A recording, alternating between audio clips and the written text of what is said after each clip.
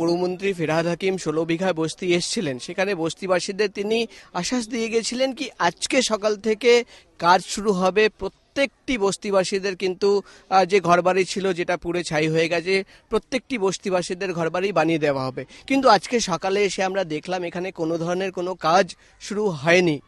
বস্তিবাসীদের সঙ্গে কথা বললাম, তারা যেটা জানালেন তাদের মধ্যে একটা ক্ষোভ রয়েছে। তারা জানালেন কি গতকাল পুরমন্ত্রী জানিয়ে গেছিলেন কি আজকে সকাল থেকে কাজ শুরু হবে, কিন্তু একটা লোকও কিন্তু আজকে সকাল থেকে এখানে আসেনি।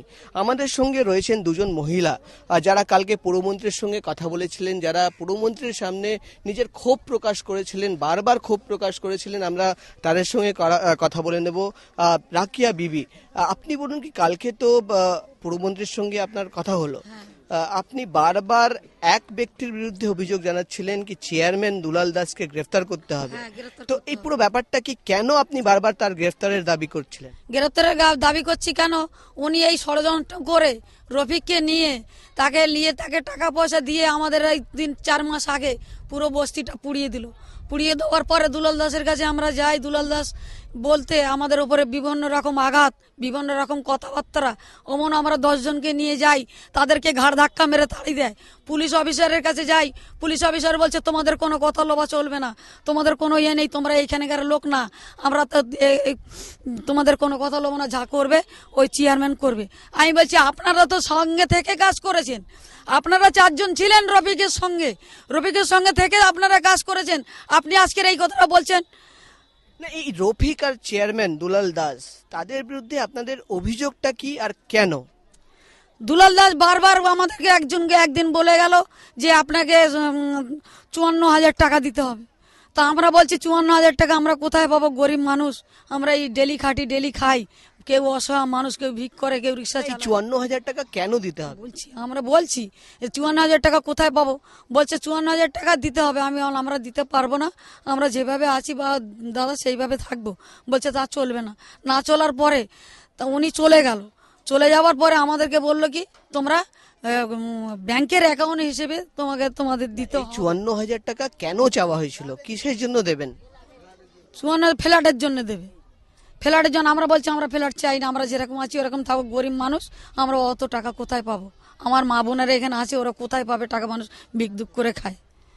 তো পুরমন্ত্রীর সামনে তো গতকাল আপনি ক্ষোভ প্রকাশ করেছিলেন, তিনি বলেছিলেন কি এখানে আজকে সকাল থেকেই প্রত্যেকটি বাড়ি মানে যাদের পুড়ে গেছে তাদের বানিয়ে দেওয়া হবে। তো আজকে কি কাজ শুরু হয়েছে?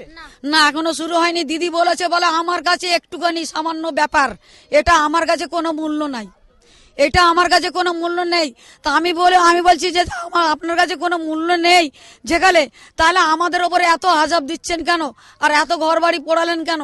তার থেকে ভালো আমাদের একটা ঘরের ভেতরে দিয়ে আমাদেরকে মেরে ফেলুন সব। ক্ষোভ রয়েছে চেয়ারম্যান দুলাল দাসের বিরুদ্ধে, প্রত্যেকটি বস্তিবাসীদের ক্ষোভ কি বারবার এখানে আগুন লাগছে। আর যেটা লিখিত অভিযোগ তারা থানায় জানিয়েছেন কি চেয়ারম্যান নিজেই এই পুরো ষড়যন্ত্রের সঙ্গে ইনভলভ রয়েছে, তাকে গ্রেফতারের দাবি করছেন কিন্তু বস্তিবাসীরা। আপনি কালকে পুরমন্ত্রীর সামনে নিজের ক্ষোভ প্রকাশ করেছিলেন, আপনি বলেছিলেন কি মুখ্যমন্ত্রী আসেননি কেন, মুখ্যমন্ত্রী কেন এই ঘটনাকে ছোট ঘটনা বলছেন। তো আজকে কি বলছেন? আজকেও কি আপনি বলছেন কি মুখ্যমন্ত্রীর আসার দরকার এখানে? মুখ্যমন্ত্রী এখানে আসুক, আমাদেরকে দেখুক, আমাদেরকে এখনো পর্যন্ত কিছু সাহায্য করছে না। এবারে দিদি বলছে যে একটা ছোট্ট ব্যাপার আছে, ছোট্ট ব্যাপার কি বড় ব্যাপার? দিদি এসে আমাদেরকে দেখুন, বলছে একটা বাচ্চা জ্বালিয়ে দিচ্ছে ছোট্ট ধরনের, আচ্ছা ওর খোঁজ খবর আমরা নেবো। এটা বাচ্চা জ্বালিয়ে দেয় না, এটা দুলাল দাসের লোক জ্বালিয়ে দিচ্ছে। দিদি তুমি একবারও এসে আমাদেরকে দেখছো না, খালি দূরে থেকে বলছো ছোট্ট ব্যাপার। তুমি না এসে দেখলে কিছু বুঝতে পারবেন না। প্রত্যেকের মধ্যে কিন্তু ক্ষোভ রয়েছে, প্রত্যেকটি বস্তিবাসীদের মধ্যে ক্ষোভ রয়েছে, দুলাল দাসের বিরুদ্ধে ক্ষোভ রয়েছে, যিনি এখানকার মিউনিসিপ্যালিটির চেয়ারম্যান। প্রত্যেকটি বস্তিবাসী একটাই কথা বলছে কি আগুন লাগেনি, আগুন লাগিয়ে দেওয়া হয়েছে।